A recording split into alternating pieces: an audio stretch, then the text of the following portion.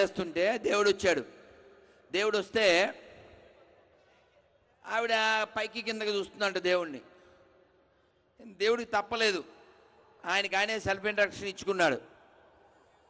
నీకు ముసలి, నేను నీకు మోక్షం ఇద్దామని వచ్చాను అని. అంటే ముసలామె అంది, ఏంటి మోక్షం ఇస్తావా? మోక్షం? నేను చక్రవాకం సీరియల్ చూస్తుంటే అడ్డంగా నిలబడింది కాబట్టి మోక్షం ఇస్తాడు. మోక్షం తప్పుగా. అంటే చక్రధారి అయినటువంటి విష్ణు వచ్చి మోక్షం ఇస్తానంటే ఈమెకు అక్కర్లేదు, ఈవిడికి చక్రవాకం సీరియల్ కావాలి. అంటే ఈ ముచ్చట 20 ఏళ్ళకి ముంగడదు కాబట్టి అప్పుడు చక్రవాకం. తర్వాత ఏవేవో వాకాలు వచ్చినాయి, ఏవేవో పాకాలు వచ్చినాయి. మీకు తెలుసు, తినేది పూతరేకులు, చూసేది మొగల రేకులు, తయారేది పోరంబోకులు అనాలా? మరి ఎంత టైం వేస్ట్ చేస్తారండి, నాకు అర్థం కాదు. నేను వీడియో చూసా, ముసలామె ఆ టీవీలో సీరియల్ చూస్తూ ఏసై ఏసై అంటుంది. ఎవరిని వేసేయాలి అసలు? అంత ఇన్వాల్వ్ అయిపోయారు. మనం చెప్పుకుంటే బాగుండదు, ముసల్దే కానీ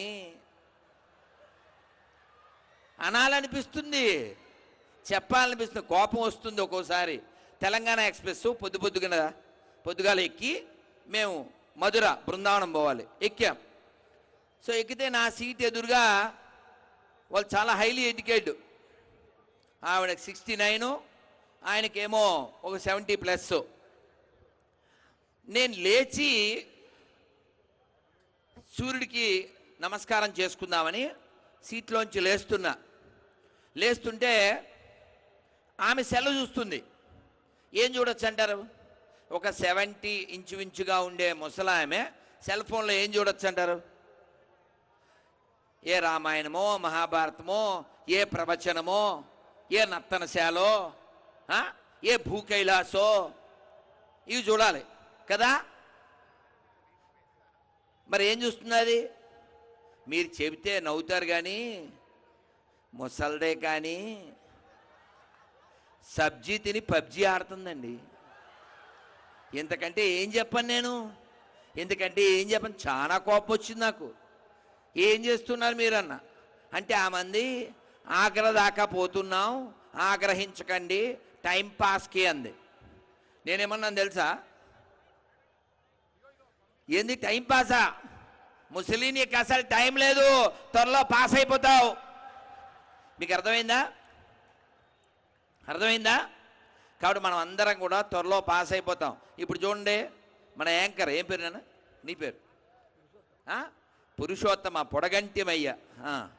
సో పురుషోత్తమ వచ్చి ఇలా చూపించాడు కదా. ఎందుకని? టైం అవుతుంది, మనందరికి కూడా టైం అవుతుంది, మనందరికీ టైం అవుతుంది. ఇక్కడ నేను బ్రేక్ ఇవ్వాలి, లేకపోతే వాళ్ళ ప్రోగ్రాం షేక్ అవుతుంది, అవునా? తర్వాత ఆయన నెత్తి మీద మేక్ అవుతుంది, అవునా? కాబట్టి మనందరికీ టైం అయిపోతుందనే విషయాన్ని గుర్తు చేయడానికి వాళ్ళకి చెప్పిన, ఆ పెద్దమ్మకి చెప్పినటువంటి శ్లోకం మీతో చెప్తాను. అందరు ఒక్కసారి నమస్కారం పెట్టుండి చెప్పండి అందరూ. ఈ శివరాత్రికి మీరు మర్చిపోకూడదు, మళ్ళీ నేను వస్తే యాది చేసుకోవాలి, సోది చెప్పద్దు, చక్కగా చెప్పండి. కాలక్షేపో. రాకేష్ వీళ్ళందరి తర్వాత ప్రసాదం పెడతారు కదా, జాగారం తర్వాతయ్యా, జాగారం తర్వాత ప్రసాదం పెడతారా? పెడతారు, రైట్. కాబట్టి మీరు గట్టిగా చెప్పండి, గట్టిగా తినండి, మాకు అభ్యంతరం లేదు. చెప్పండి కాలక్షేపో. ఆ మైక్ వాడద్దు ప్లీజ్. నాకు ఎప్పుడో ప్రోగ్రాం పిలిచినప్పుడు అడిగారు, స్వామిజీ మీరు రావాలంటే ఫార్మాలిటీస్ ఏమన్నారు? చాలా సింపుల్, నేను రావడానికి చాలా సింపుల్, మాట్లాడడానికి మైకో, వినేవాళ్ళకి లైకో, నన్ను తీసుకెళ్ళడానికి బైకు, వితౌట్ ఎనీ స్ట్రైక్. చాలు, నాకు చాలు.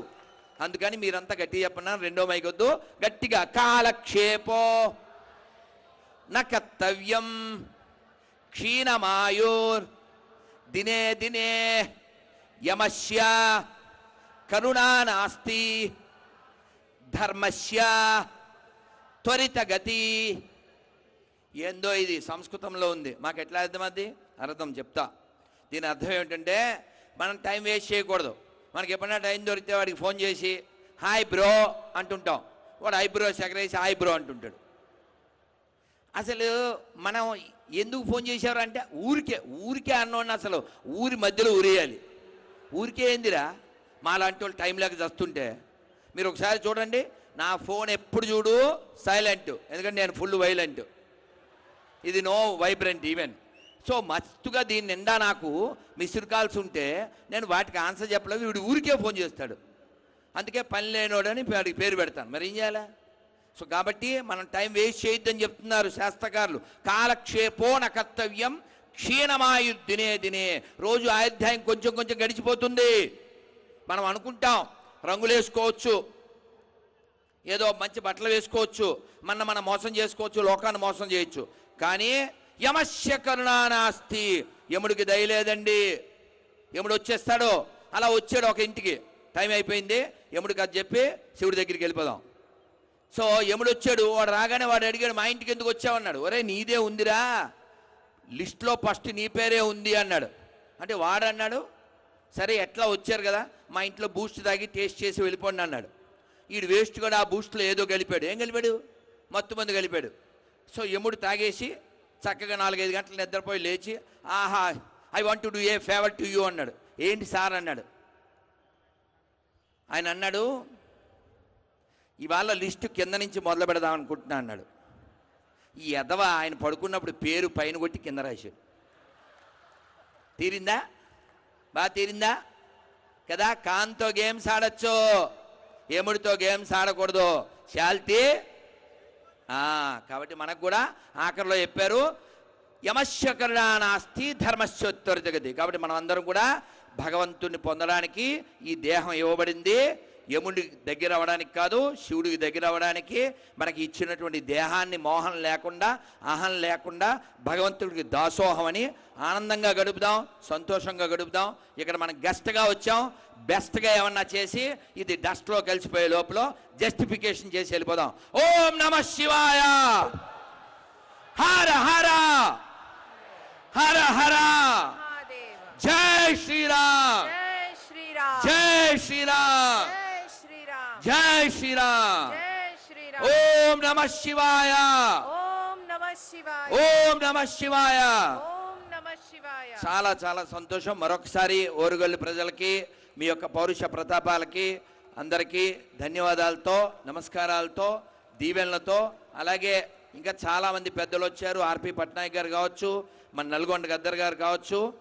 అలాగే అన్న పేరు మర్చిపోయాను, ఊరు పల్లెటూరు దాని తీరే అమ్మ తీరు. చాలా అద్భుతంగా వారు రాశారు, నేను చాలాసార్లు విన్నా. అలాగే మీ అందరూ చాలా చాలా అదృష్టవంతులని మీకు గుర్తు చేస్తూ, ఈ అదృష్టాన్ని మళ్ళీ మళ్ళీ మనం పొందాలి, శివుడు అనుగ్రహం పొందాలి.